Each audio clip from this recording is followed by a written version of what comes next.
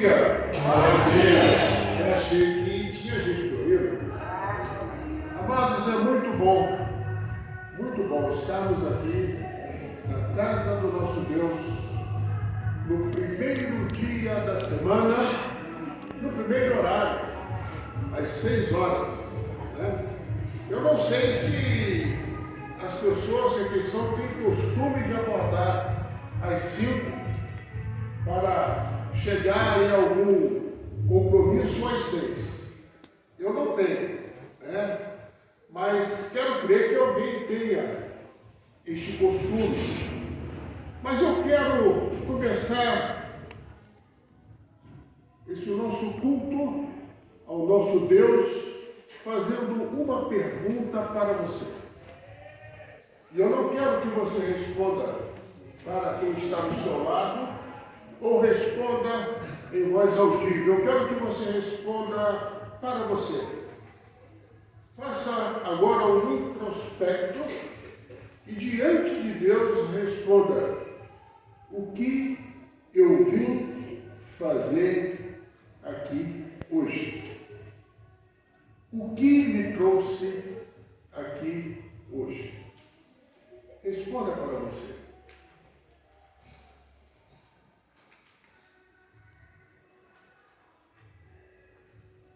Eu quero crer que o que nos trouxe aqui não foi o café da manhã.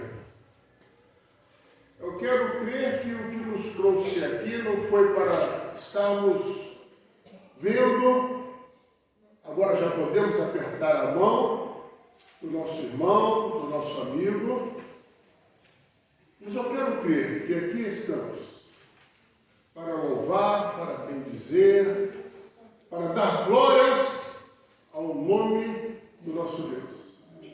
E estamos aqui relembrando a ressurreição do nosso Senhor Jesus Cristo. Lá em Mateus 28, no versículo 5 e 6, nós vemos que aquelas mulheres foram lá ao túmulo, achando que iam encontrar o Senhor Jesus Cristo ainda ali. Mas o anjo do Senhor disse para aquelas mulheres: não temas, não tenham medo, ele já não está mais aqui. Amém. E, através do sacrifício de carne, que foi feito lá naquela cruz do Calvário, naquele dia, nós que estávamos mortos, fomos resgatados. Nós que estávamos mortos, agora temos a salvação, temos a vida. E eu gostaria que nesse espírito, nesta unidade com Deus, através do seu Filho, nosso Senhor Jesus Cristo, nós vamos nesta manhã estar prestando esse culto a Ele. Amém? Amém. Vamos abrir nossas Bíblias no Evangelho segundo São Lucas, capítulo 22. Evangelho segundo São Lucas, capítulo 22. Nós vamos ler do versículo 14 até o versículo 23. Lucas, capítulo 22, do versículo 14 até o versículo 23. Eu vou fazer a leitura e você acompanha aí na sua Bíblia com muita atenção. Chegada a hora, pôs-se Jesus à mesa e com ele os apóstolos, e disse-lhes: tenho desejado ansiosamente comer convosco esta Páscoa, antes do meu sofrimento. Pois eu digo que nunca mais a comerei, até que ela se cumpra no reino de Deus. E tomando um cálice, havendo dado graças, disse: recebei e reparti entre vós, pois vos digo que de agora em diante não mais beberei do fruto da videira, até que venha o reino de Deus. tomando pão, tendo graças, o partiu e lhes deu, dizendo: isto é o meu corpo oferecido por vós. Fazei isto em memória de mim. Semelhantemente, depois de cear, tomou o cálice, dizendo: este é o cálice da nova aliança no meu sangue, derramado em favor de vós. Todavia, a mão do traidor está comigo à mesa, porque o Filho do Homem, na verdade, vai segundo o que está determinado. Mas ai daquele por intermédio de quem ele está sendo traído. Então, começaram a indagar entre si quem seria dentre eles o que estava para fazer isto. Chegada a hora, pôs-se Jesus à mesa e com ele os apóstolos. E nós estamos aqui, como família, irmãos, a família de Deus, para estarmos louvando e bendizendo o nosso Deus. Vamos estar orando. Pai amado, nós somos agradecidos, Senhor, por poder, neste primeiro dia da semana, neste primeiro horário, estarmos aqui como igreja para prestar o nosso culto a Ti. Estamos aqui, Senhor, não para estar lembrando o Cristo morto, mas o Cristo ressurreto, que está à Tua destra intercedendo por cada um de nós. Agradecemos, ó Pai, por aquele sacrifício vicário do Teu Santo Filho. Mesmo sem sermos merecedores de nada, Ele se doou por nós, para que pudéssemos, Senhor, através deste sacrifício, daquele sangue derramado ali na cruz por nossos pecados, pudéssemos nos achegar a Ti. Muito obrigado, Senhor. Muito obrigado. É o que nós Te agradecemos. No nome santo do Senhor Jesus Cristo. Amém. Amados, vamos cantar o hino de número 269, Pureza no Sangue de Cristo. Pureza no Sangue de Cristo. E logo após nós vamos ter a oportunidade, de ver uma apresentação aqui das crianças e dos adolescentes. Tá? Depois do hino, as crianças e adolescentes vão fazer uma apresentação aqui para nós. Hino 269. Para ficar em pé, amados,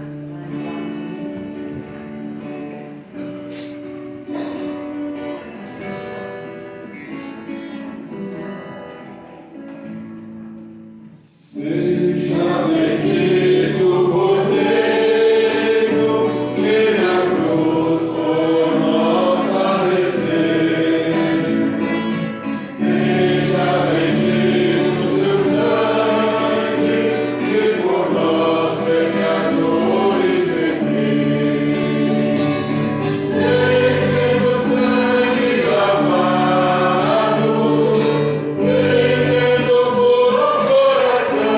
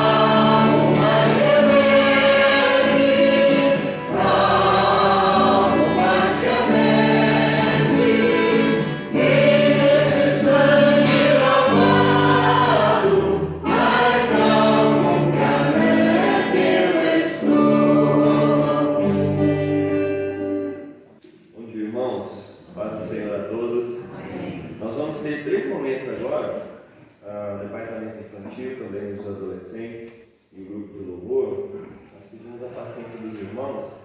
Eu queria convidar aqui à frente. No primeiro momento, nós vamos fazer algumas leituras bíblicas. Eu gostaria de convidar para fazer essa leitura. Zé, você disponibiliza o microfone, por favor? Para fazer a leitura, Heloísa. Queria que os irmãos abrissem a palavra de Deus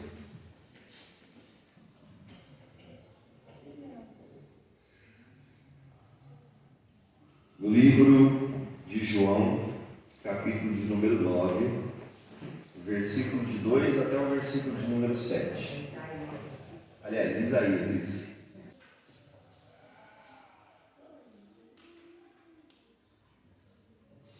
O povo que andava em trevas viu grande luz, e aos que viviam na região da sombra da morte, resplandeceu-lhes a luz. Tens multiplicado este povo, a alegria lhe aumentaste, alegram-se eles diante de ti, como se alegram na ceifa e exultam quando repartem os despojos. Porque tu quebrastes o jugo que pesava sobre eles, a vara que lhes feria os ombros e o cetro do seu opressor, como no dia dos midianitas, porque toda bota com que anda o guerreiro no túmulo da batalha e todo veste revolvida em sangue serão queimadas. Servirão de pasto ao fogo, porque um menino nos nasceu, um filho se nos deu. O governo está sobre os seus ombros, e o seu da eternidade, príncipe da paz, para que se aumente o seu governo, e venha, passe enfim sobre o trono de mediante, o juízo e a justiça, desde agora e para sempre. O zelo do Senhor dos exércitos fará isso. Amém. Muito obrigado. Agora eu gostaria de convidar aqui à frente a Isadora.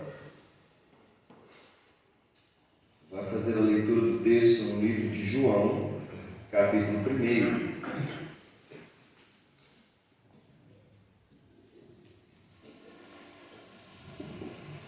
Versículo 24 até o versículo 31. Ora, os que haviam se enviado eram de entre os fariseus e perguntaram-lhe: então, por que batizas se não és Cristo, nem Elias, nem o profeta? Respondeu-lhe João: eu batizo com água, mas no meio de vós está quem vós não conheceis. Qual vem após de mim, do qual eu sou digno de saltar-lhes as correias das sandálias. Estas coisas se passaram em Betânia, do outro lado do Jordão, onde João estava batizando. No dia seguinte, viu João a Jesus, que vinha para ele, e disse: eis o Cordeiro de Deus, que tira o pecado do mundo. É este a favor de quem eu disse: após mim vem um varão de quem tem a primícia, porque já existia antes de mim. Eu mesmo não o conhecia, mas a fim de que ele fosse manifestado a Israel, vim por isso batizando com água. Obrigado. E convidar aqui à frente o Jordão. O Jordão vai fazer a leitura também no Evangelho de João, capítulo 3, versículo 16 até o versículo 21.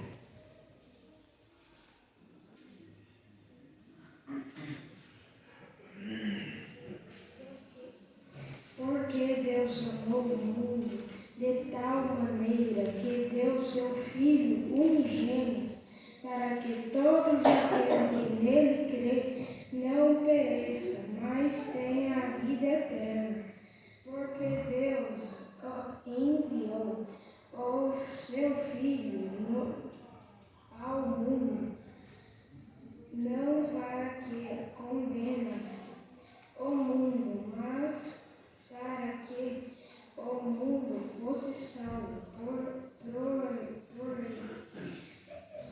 Quem crê nele não é condenado, mas quem não crê já está condenado.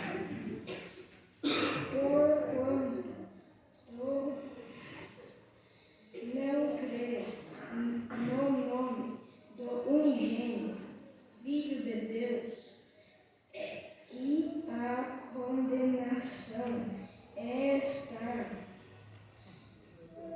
que a luz veio ao mundo, e os homens amarão mais as trevas do que a luz, porque as suas obras eram más. Porque todo aquele que faz o mal aborrece a luz, e não vem para a luz, para que as suas obras não sejam reprovadas.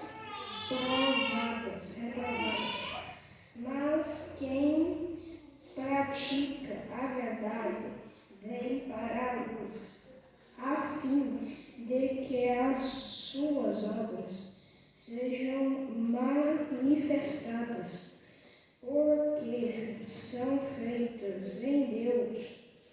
Muito bom. Amém. Vamos fechar os nossos olhos e vamos orar. Senhor, nós te damos graças porque a tua palavra atesta a respeito da pessoa do teu filho. Nós te agradecemos pela vida dessas crianças, te agradecemos por aqueles que aqui estão ouvindo da sua verdade. E agora pedimos ao Senhor, através da ação do teu Espírito, que nos conduza, Senhor, à adoração junto delas e também nos conduza ao entendimento daquilo que foi dito aqui, por intermédio dos profetas, por intermédio dos seus discípulos e também por aquilo que a sua palavra nos ensina. Que nunca venhamos a nos esquecer e sempre nos lembrar do sacrifício que o Senhor nos trouxe através da vida do seu Filho na cruz. É no nome dele que nós oramos. Amém. Gostaria de convidar as crianças, vamos nos colocar nos seus lugares aqui, à frente, por favor.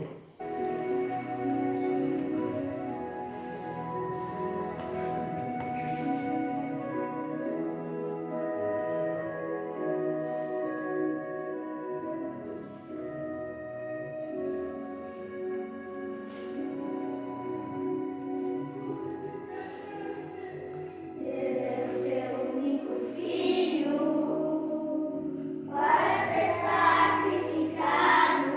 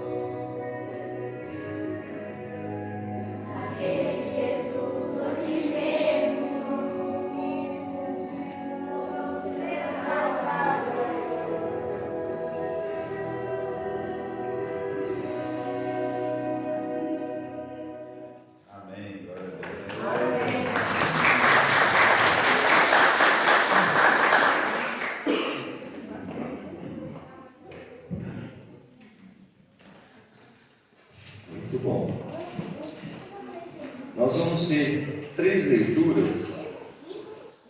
Nós vamos ter um texto sobre a Páscoa, um poema, e também vamos ver um texto histórico falando sobre a Páscoa. Eu queria convidar aqui à frente o Natan.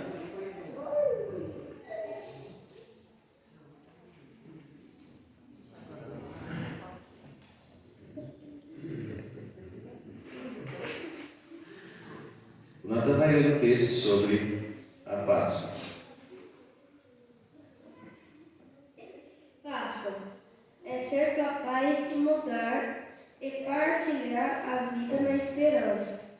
É lutar para vencer toda sorte de sofrimento. É ajudar mais gente a ser gente. É viver com constante libertação. É crer na vida que vence a morte. É dizer sim ao amor e à vida. É investir a fraternidade. É lutar por um mundo melhor. É vivenciar a solidariedade e renascimento e recomeço.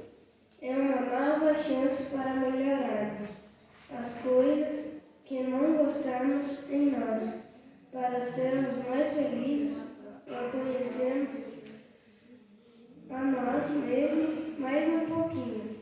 É vermos que hoje somos melhores que fomos ontem. Obrigado, Natan. Muito bom. Queria convidar aqui à frente a Yasmin. A Yasmin tem um poema para nós sobre a Páscoa.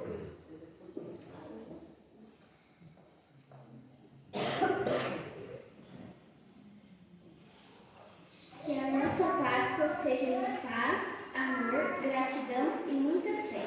Que não esqueçamos jamais que Jesus deu a sua vida por nós e precisamos retribuí-lo com boas ações. Mais amor, mais gentileza, mais doação, mais irmandade, mais respeito, mais união com o nosso próximo. Jesus foi nosso melhor presente. Sejamos eternamente gratos a Deus por ter enviado seu Filho único como prova do seu infindo amor por nós. Amém. Muito bom. Agora eu gostaria de convidar aqui os adolescentes Natan e também o Mateus, por favor. Esses 2 meninos vão ler um texto bacana para a gente, uma explicaçãozinha a respeito da Páscoa.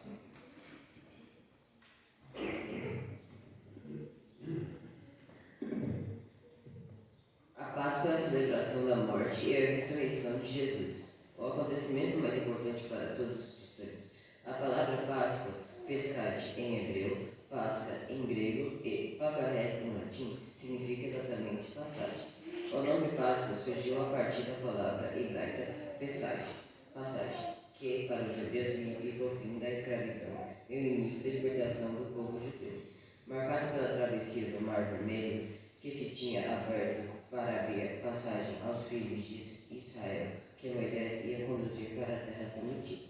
A Páscoa cristã é uma das festividades mais importantes para o cristianismo, pois representa a ressurreição de Jesus Cristo, o Filho de Deus. Dentro da tradição cristã, Cristo é enxergado como o Cordeiro de Deus, que foi enviado com a missão de se oferecer em sacrifício para salvar a humanidade dos pecados.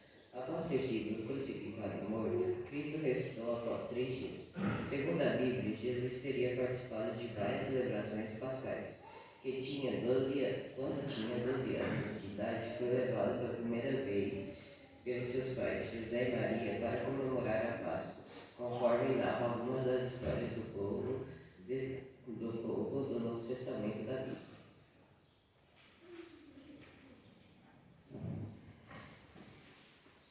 A mais famosa participação relatada na Bíblia foi a última ceia, onde Jesus e os seus discípulos fizeram a comunicação do corpo e do sangue, simbolizados pelo pão e pelo vinho. O domingo de Páscoa celebra a festa da vida, e neles onde são referências à última ceia, a prisão, julgamento, condenação, crucificação e ressurreição de Cristo. E é nele que somos convidados à nossa ressurreição. Jesus Cristo deu-nos o novo significado à Páscoa e trouxe a boa nova esperança de uma vida melhor. Trouxe a receita para que o povo se libertasse dos sofrimentos e das maldades praticadas naquela época. A morte de Jesus Cristo representa o fim dos tormentos. A sua ressurreição simboliza o início de uma vida nova, iluminada e regrada pelos preceitos de Deus. A data comemorada da Páscoa é uma data móvel, que é calculada anualmente a partir da Quaresma. Alguns símbolos marcam a comemoração da Páscoa, como o ovo, o girassol, o coelho, o cordeiro, a vela, o sino, o pão e o vinho. Dentre outros, é importante lembrar que nesses símbolos não devem ser o foco da Páscoa. Devem fazer-nos lembrar da ressurreição de Jesus, que nos deu uma vida, uma nova vida e uma nova esperança. Muito bem, pessoal.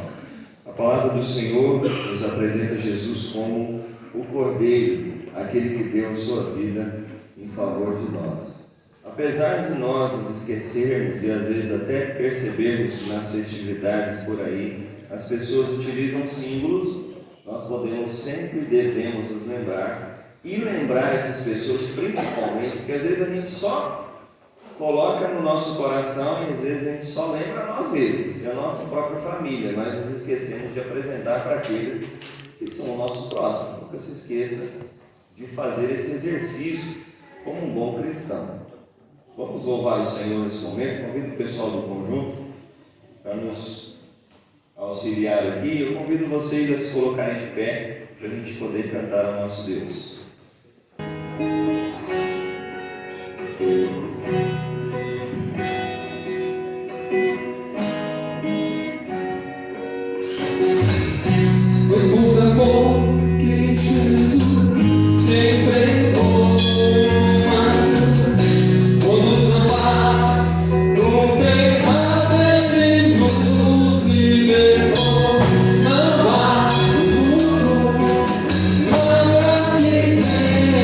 Não há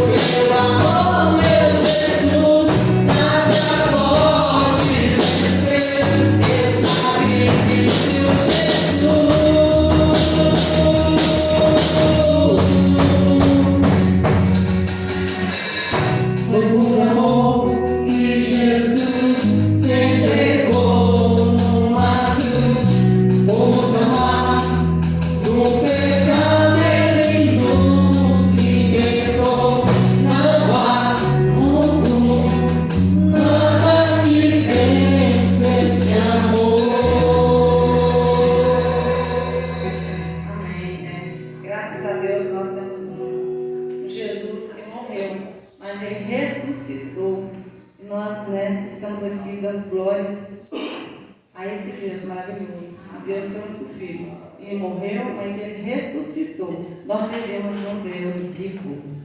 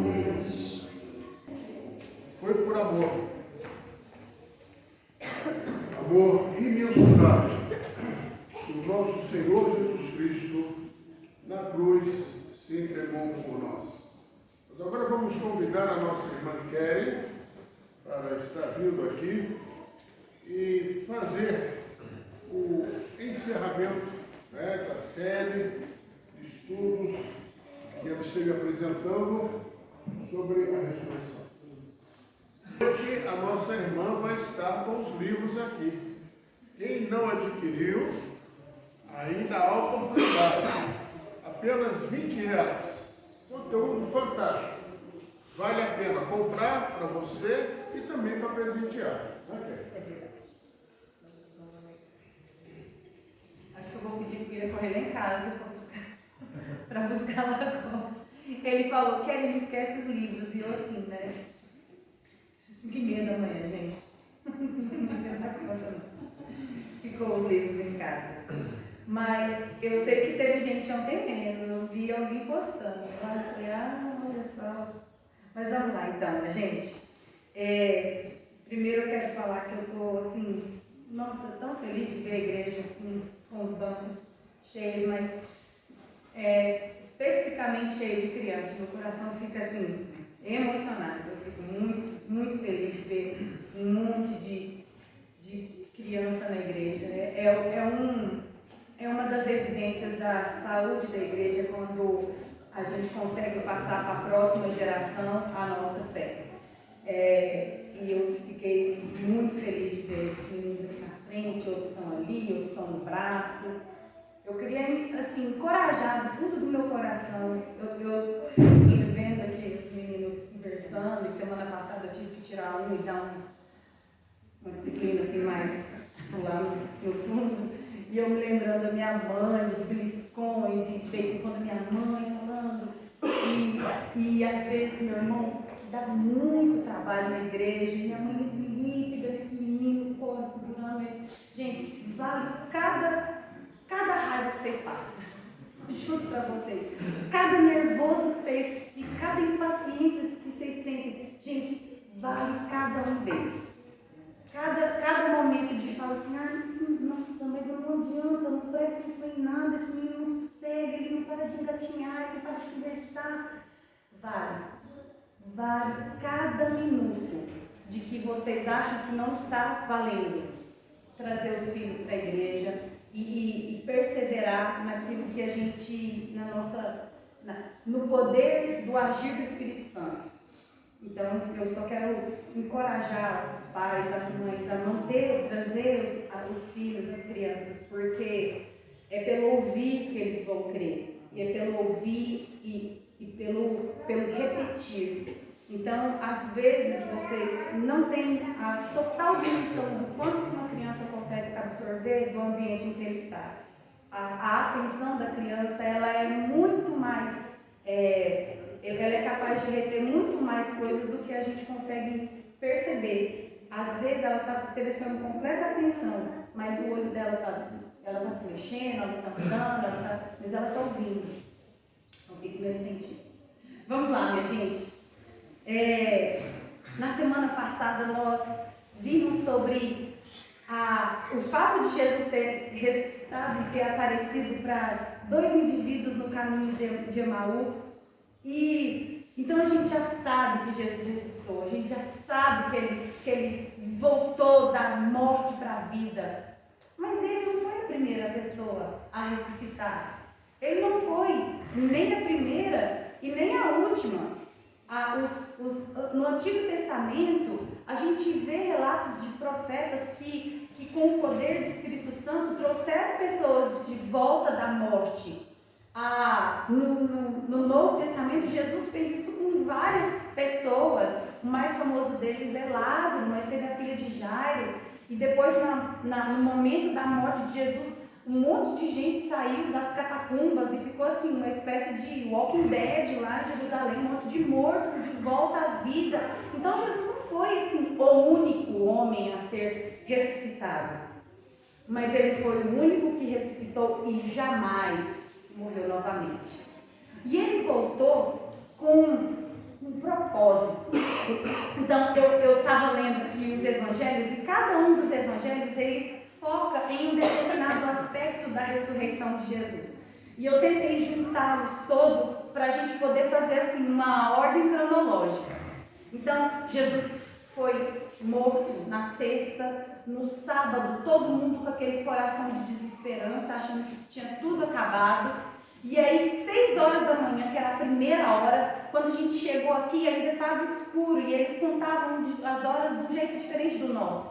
Então, 6 horas da manhã, foram as mulheres, Maria Madalena e Joana, umas outras, cujos nomes não são relatados na Bíblia.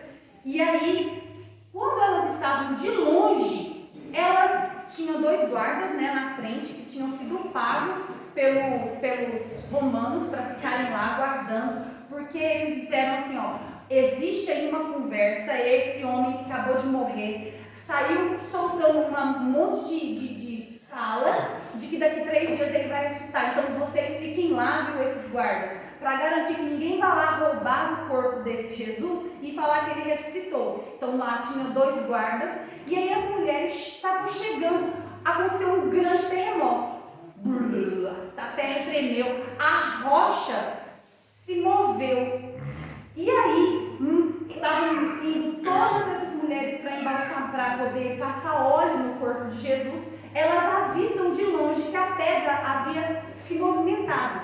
Maria Madalena sai correndo à frente. Chega lá, as mulheres ficaram para trás. Maria Madalena saiu correndo na frente e viu que não tinha ninguém lá dentro. E começa a chorar contra a Maria começa a chorar. Fizeram com o corpo do meu Senhor, meu Deus, cadê? E tinha um homem na porta. E Maria, chorando, cadê o corpo do meu Senhor? E aí esse homem chega, Maria está de costas e ela assume que essa pessoa que está chegando é o jardineiro, o homem que toma conta daquele ambiente. E ela fala, onde foi que você colocou o corpo do meu Senhor? E aí esse jardineiro fala com ela. Quando ela vira, ela fala, Rabone, é o Senhor. E aí ela, na minha cabeça, obviamente, que a Bíblia não fala isso, ela pula, né, em Jesus, e abraça Jesus e sai correndo para contar isso para os discípulos. Não está aí. Mas imagina, seu Senhor está vivo, aí você vai, Rabone, você vai pular e aí abraçar e vai olhar assim as mãos. E aí ela sai correndo para contar para os discípulos. Encontra 2 discípulos, Pedro e João. Aqui a Bíblia fala que é o discípulo amado. Vamos voltar. Aí ficaram lá as mulheres que não conseguiram chegar na mesma velocidade que Maria Madalena, entram no túmulo e vêm lá. Tudo vazio, os homens estão como estátuas na frente, os soldados, e aí as mulheres que chegaram depois entram no túmulo e veem ele vazio. O pano que cobria o corpo de Jesus por José de Arimateia está dobradinho na pedra.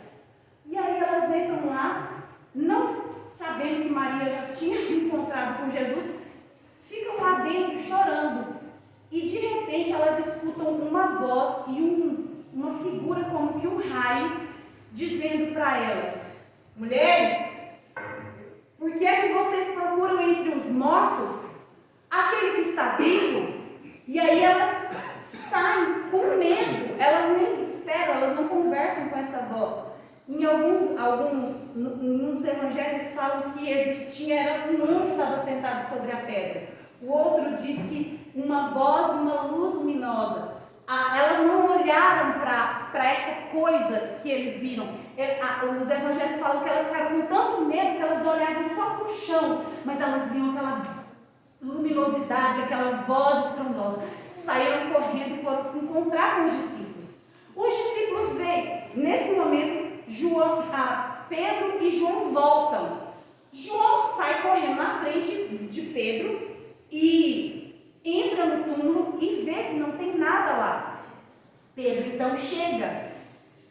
Nesse momento, Jesus não está lá mais. Ele chega e não encontra ninguém. Na minha cabeça, eu assumo que esse é o momento que Jesus está lá com Cleopas e com o outro discípulo no caminho de Emaús. Então Jesus, ele é onisciente, mas ele é só uma pessoa. Então ele não podia estar em 2 lugares ao mesmo tempo. Pelo menos ele não escolheu fazer isso. Pedro, João, as mulheres, todas elas já sabiam de que alguma coisa estava acontecendo. E então os discípulos se ajuntam na casa de um deles lá em Jerusalém, trancam as portas e começam a falar, gente, Jesus ressuscitou. Jesus ressuscitou. As mulheres disseram isso, eu mesmo fui lá e não encontrei os discípulos estavam com medo.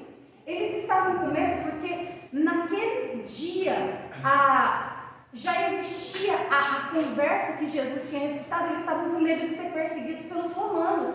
Já pensou se Herodes descobre que eles estão confabulando contra o reino dele e pegam o corpo de Jesus, esconde o corpo de Jesus para falar que ele tinha ressuscitado? Então eles trancaram a porta e se esconderam para falar o que aquilo que eles tinham acabado de descobrir. Jesus não estava mais no túmulo. Estando lá os 11, de repente brota de dentro, no meio deles, o próprio Jesus. E eles, meu Deus, Jesus está aqui. E aí eles começam a conversar e nesse meio de tempo, bate a porta, abre a porta, é Cleopas e um outro discípulo. Gente, Jesus estava conosco lá no meio do caminho de Emaús. Aí ele fala, entra aqui, porque ele está aqui dentro. Ficou todo mundo completamente eufórico. Imagina, põe a imaginação de vocês para poder funcionar. Como que esses homens não ficaram totalmente estarrecidos? Aí Tomé não estava lá nesse momento, estavam os 11, Tomé não estava lá. Tomé disse, não acredito, não, mentira. Quando eles dissiparam, cada um voltou para sua casa, a não ser onde Jesus foi nesse momento, se ele foi para a casa de um dos discípulos, se ele voltou para a sua forma apenas de espírito, se ele ficou na casa da sua mãe, se ele voltou lá e falou, mãe, olha, se bem que Maria estava lá no túmulo. E aí, Tomé fica sabendo que Jesus tinha ressuscitado, ele não acredito. E aí, em um outro momento, outro dia depois, os discípulos tinham se reunido novamente. Jesus estava com esses discípulos. E aí, nesse momento, Tomé chega. E aí, Jesus olha para Tomé, fiquei sabendo que você não acreditou que eu estava entre nós. E aí, ele fala assim, bota a mão aqui nas minhas chagas, pega aqui na minha mão, pega aqui nos buracos do meu pé, dá uma olhada aqui na minha lateral. E aí, Tomé fala, nossa, como é que eu ia saber? Como que eu ia acreditar numa coisa dessas? E Jesus fala, bem-aventurado aqueles que não viram, mas creram. E então, o último relato que a Bíblia fala desses momentos em que Jesus estava entre os seus discípulos, é lá no mar de Tiberíades.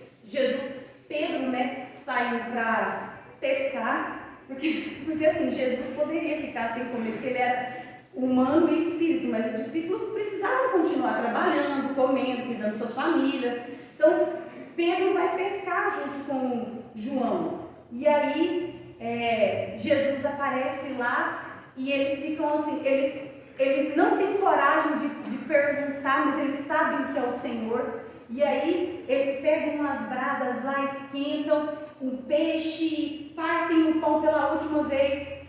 E aí, nesse momento, Pedro e Jesus têm aquela última conversa que se tornou uma conversa muito, muito marcante para Pedro.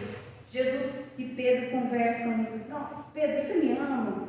E aí e Pedro responde, claro que eu te amo. Ele fala, então, você se prepara que sua morte vai ser dura. Você fica preparado que algo vai vir que você talvez precise se preparar bastante. Ele falava sobre a morte que Pedro teria. Ele já estava prevendo sobre o jeito que os discípulos seriam tratados dali para frente. E a tradição conta que Pedro teve uma morte muito, muito cruel, tanto quanto a de Jesus. Ele foi crucificado também. Só que ele, no momento da sua crucificação, ele diz, eu não tenho coragem de ser morto como meu Senhor foi. Me bota de cabeça para baixo. E aí Pedro vai lá e é crucificado de um jeito ainda mais dolorido, porque ele falava, eu não tenho dignidade para poder ser morto como Jesus foi. E então, depois de passar 40 dias aparecendo para os discípulos em diversas situações, em diversos momentos, Jesus, todos os evangelhos terminam dizendo assim, deixa eu achar aqui. E então, eu estou lendo Lucas. E então, os levou para Betânia e erguendo as mãos os abençoou. E aconteceu que enquanto os abençoava, ia retirando-se dele, levantando-se ao céu. E então eles, adorando, voltaram para Jerusalém, tomando de grande júbilo, e estavam sempre no templo louvando a Deus. Então, a grande diferença da ressurreição de Jesus para todas as outras ressurreições é essa aqui. O Senhor, Ele ressuscitou e Ele se fez conhecer para muita gente. 300 pessoas, 40 dias, gente aparecendo para tudo quanto é lugar. E Ele, na frente de uma grande multidão, Ele abençoou seus discípulos e foi elevado ao céu. E os discípulos, eles resumem esse momento da subida de Jesus em 2 versículos. Só que lá em Atos, e eu pesquisei para saber quem é que tinha escrito Atos, a tradição diz que foi Lucas, e que o livro de Lucas e o livro de Atos eram um livro só. Depois que ele foi partido, para ficar mais fácil da gente achar os livros na Bíblia. Então, Lucas vai, resume mais ou menos como é que foi. Então, Jesus estava lá, abençoou a galera, subiu, e aí depois em Atos ele volta e detalha o que é que aconteceu. Então, eu quero que os irmãos abram, por gentileza, lá em Atos 1.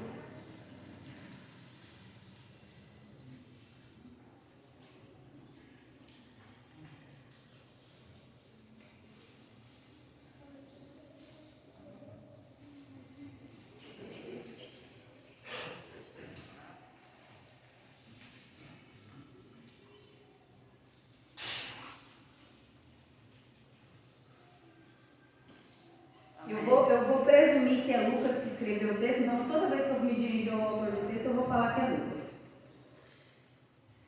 Escrevi o primeiro livro, ó Teófilo, relatando todas as coisas que Jesus começou a fazer e ensinar. O primeiro livro, eu imagino que seja o primeiro evangelho. E até o dia em que, depois de haver dado os mandamentos por intermédio do Espírito Santo aos apóstolos que escolhera, foram elevados às alturas. A este também, depois de ter padecido, se apresentou vivo, com muitas provas incontestáveis, aparecendo-lhe durante 40 dias e falando das coisas concernentes ao reino de Deus. E comendo com eles, determinou que não se ausentassem de Jerusalém, mas que esperassem a promessa do Pai, a qual, disse ele, de mim ouviste. Porque João, na verdade, batizou com água, mas vós sereis batizados com o Espírito Santo não muito depois desses dias. E então, o que estavam reunidos, lhes perguntaram: Senhor, é esse o tempo em que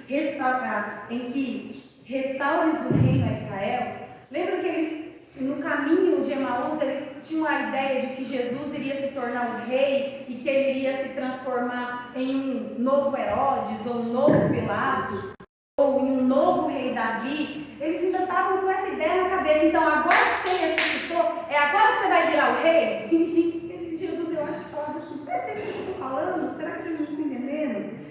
E aí, Jesus respondeu: não vos compete conhecer os tempos ou épocas que o Pai reservou para a sua exclusiva autoridade.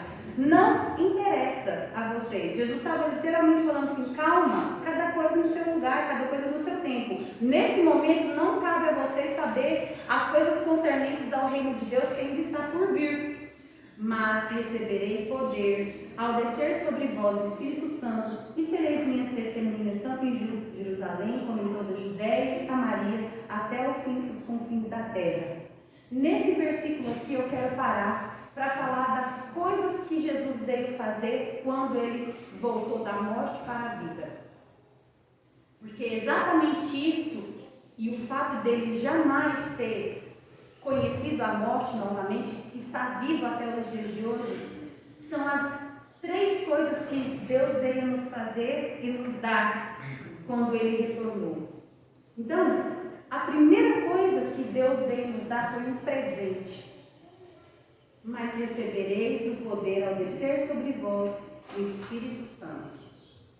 Jesus, quando ele se ausentou de perto do seu povo em carne, e ele voltou para sentar à direita de Deus Pai, de onde ele irá julgar os vivos e os mortos, ele deixou aqui entre nós, de maneira permanente, o seu Espírito Santo. O seu Espírito Santo, ele seria para nós como um consolador.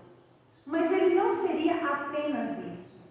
Ele seria a garantia de que nós não estaríamos sós. A ida de Jesus para o céu, ela seria como se deixasse um enorme vácuo na igreja de Jesus. Vocês já viram como que quando existe um grande líder político e esse líder morre, ou esse líder se ausenta, fica um vácuo de poder e causa um grande caos depois da ausência desse grande líder? É só vocês começarem a olharem o curso da história. Quando a gente tem um grande líder e esse líder não deixa alguém para dar continuidade ao seu trabalho, o reino sucumbe completamente.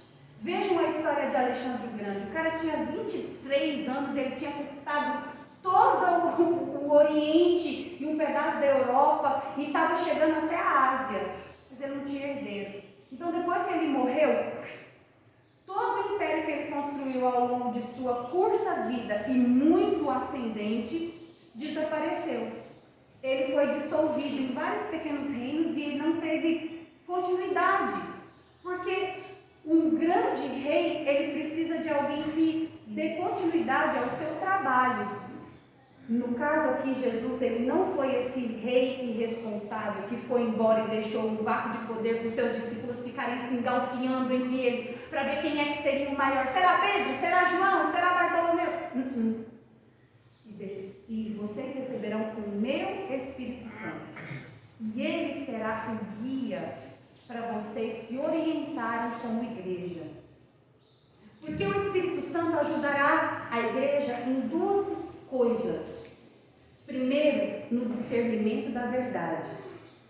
Nós somos uma igreja que acreditamos na Trindade do fundo do nosso coração. Está nas bases da fé cristã presbiteriana. Nós cremos na Trindade. Mas muitas vezes os cristãos eles têm tendência de dar ênfase a uma pessoa da Trindade. Então a gente vê aquelas igrejas que dão ênfase maior à figura de Deus Pai. E a gente vê como se aquele Deus do Antigo Testamento fosse superior a Jesus e ao Espírito Santo. A gente tem a nossa igreja que a gente dá muita ênfase, e graças a Deus por isso, a figura de Jesus. E a gente também vê algumas outras igrejas que dão uma super ênfase ao Espírito Santo. Mas nós temos que lembrar que os três são um, e um é totalmente interligado ao outro. Então nós não devemos dar ênfase nem ao Deus Pai, nem a Jesus como Deus Filho, nem ao Espírito Santo, mas um sendo completamente interligado ao outro, e os três trabalham em conjunto. Então, quando Jesus deixa o Espírito Santo, então, agora vocês têm alguém que vai estar com vocês de presente para dar continuidade àquilo que Deus Pai começou, eu fiz, e agora uma terceira pessoa vai os guiar. Por quê? Porque todo o processo de conversão dos novos crentes depende da ação do Espírito Santo. A gente tem a tendência de achar que se nós pregarmos em a nossa boca, falar, e a gente bater, martelo, isso vai ser suficiente para poder converter as pessoas. E nós temos sim que pregar. Mas a conversão vem pelo mover do Espírito Santo. Nós temos que pedir para que o Espírito Santo haja sempre na nossa igreja, para que ela cresça, para que ela amadureça. Então a ação do Espírito Santo ela vem para o crescimento e para a conversão de novas pessoas, para o convencimento do coração dos novos crentes. E a segunda coisa é que o Espírito Santo ele vem para nos dar discernimento sobre aquilo que é certo, aquilo que convém e aquilo que não convém. Então o primeiro presente é para se manter na sã doutrina e levar essa igreja a um crescimento espiritual e numérico. Mas aí ele continua, vocês vão receber um presente, o poder do Espírito Santo. E aí ele continua assim, ó, e sereis minhas testemunhas. Aqui está a segunda coisa que Jesus veio nos trazer. Esse e aqui não é uma conjunção aditiva, ele é uma conjunção de finalidade. vocês vão receber o poder do Espírito Santo para sermos para ser as testemunhas. Então, do momento em que vocês receberem o poder do Espírito Santo, então agora vocês vão falar sobre ele. Vocês vão pregar para as pessoas, vocês vão falar desse Jesus que vocês acabaram de ver morrer e ressuscitar, estar perto de mim, enfiaram o dedo dentro das suas machucados, viram ele comer, viram ele sumir e aparecer da frente de vocês. Então agora vocês vão falar desse Jesus. Com o poder do seu Espírito Santo, vocês vão testemunhar. E vocês vão testemunhar porque o testemunho, ele traz benefícios não apenas para a igreja de Jesus, que está germinando ainda. Se tornar testemunha é uma evidência de que existe em vocês, arde em vocês um amor. Aquele amor que vocês descobriram ao conhecer o Evangelho vai ser evidenciado quando vocês abrem a boca para falar sobre esse Deus. E alcança as pessoas. Mas quando a gente fala de Jesus para as outras pessoas, existe um agir do Espírito Santo que nos faz crescer em maturidade. É uma coisa que se retroalimenta. Testemunhar de Jesus, ele leva um conhecimento do Espírito Santo e um conhecimento de Deus às outras pessoas, e salva as outras pessoas do pecado, da justiça e do juízo, mas também nos traz um benefício para nós como crentes. Nos faz vencer todos os medos que a gente tem de se expor, nos faz vencer as inseguranças, nos faz crescer em maturidade. Então, pregar o Evangelho é um benefício para quem ouve, mas é um benefício para quem fala. E a terceira coisa que o Senhor Deus veio nos trazer: primeiro, um presente, que é o Espírito Santo, uma ordem, que é ser testemunha, pregar, e a última, vou continuar aqui a leitura. E ditas essas palavras, foi Jesus elevado às alturas. Eu fico viajando, olha, só imagina aquele corpinho que vai subindo e de repente as nuvens encobrem, e aí aparecem dois anjos atrás e falam: vocês estão olhando para cima? Varões galileus, por que estáis olhando para as alturas? Esse Jesus que dentre vós foi assunto ao céu, virá do mesmo modo como viste subir. A última coisa que o Senhor Jesus nos deixa é uma promessa, a de que Ele vai voltar. Nós temos muito medo dessas coisas fantásticas da Bíblia, essas coisas muito fantasiosas, tipo abrir o mar vermelho. Quantas vezes eu já vi assim no Discovery Channel? Acontecimentos naturais que fizeram o mar vermelho abrir, como se o poder de Deus não fosse forte o suficiente para que isso acontecesse de fato. Como Lázaro estava apenas com a apneia, como se ele estivesse dormindo e depois ele acordou de um sono.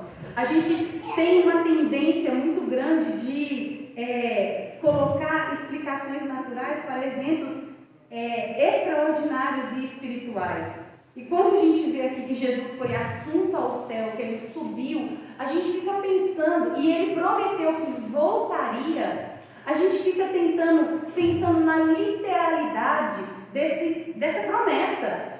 Imagina, eu estou aqui na minha casa, de repente uma pessoa vai voltar flutuando do céu e vai aparecer. Parece uma coisa muito inacreditável de se acontecer.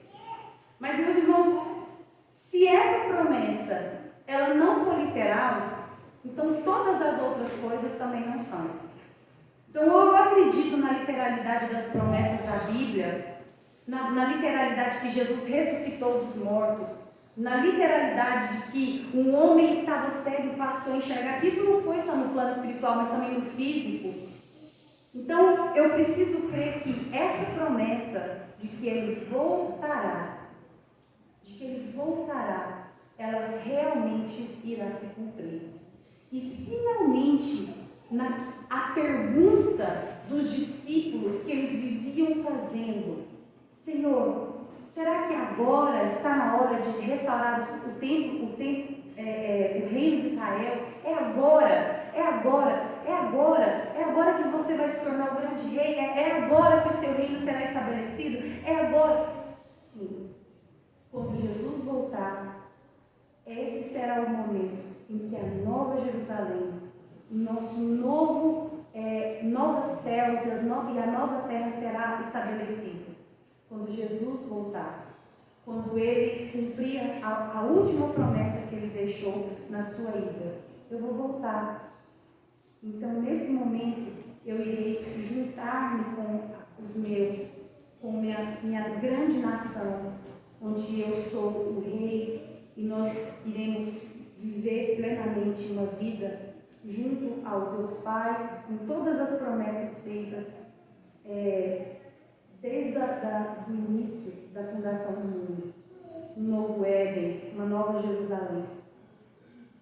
Então, que essas palavras, que essas 3 coisas que o Senhor nos trouxe quando Ele ressuscitou, estejam cravadas no nosso coração. O seu presente, que é o Espírito Santo, a sua ordem, que é o nosso propósito maior de existência depois de glorificar ao próprio Deus, é falar sobre a sua vinda, falar sobre o seu amor, falar sobre os seus planos, os seus projetos, e a crença, a fé, a total convicção de que Ele vai voltar. E não é figurativamente, não é apenas um jeito de dizer. Ele falou que vai voltar, mas todos os dias Ele volta. Ele volta porque Ele está conosco por causa do seu Espírito Santo, mas Ele voltará de corpo, porque foi essa promessa que Ele fez. Não tem um joguinho de palavras aqui. É uma promessa que, se essa promessa não for a promessa literal, então todo o resto também não é. E nós devemos nos agarrar a essa certeza de que Ele vai voltar e Ele vai nos buscar. Senhor Jesus, muito obrigada, Pai, porque o Senhor voltou da morte, o Senhor venceu, Senhor, a destruição do corpo, mas o Senhor também nos trouxe uma palavra de profunda esperança, a que o Senhor voltaria, e que o seu reino se estabeleceria, e que nós viveríamos para sempre com o Senhor, sem a corrupção do pecado, para a sua própria glória.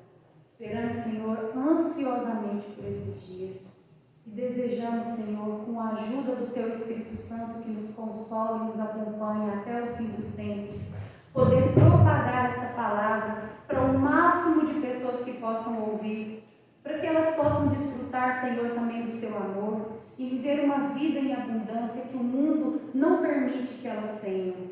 Para que todos, o máximo de pessoas possíveis, aqueles que foram Seus eleitos, possam se juntar com o seu corpo de Cristo e se alegrar com a sua volta.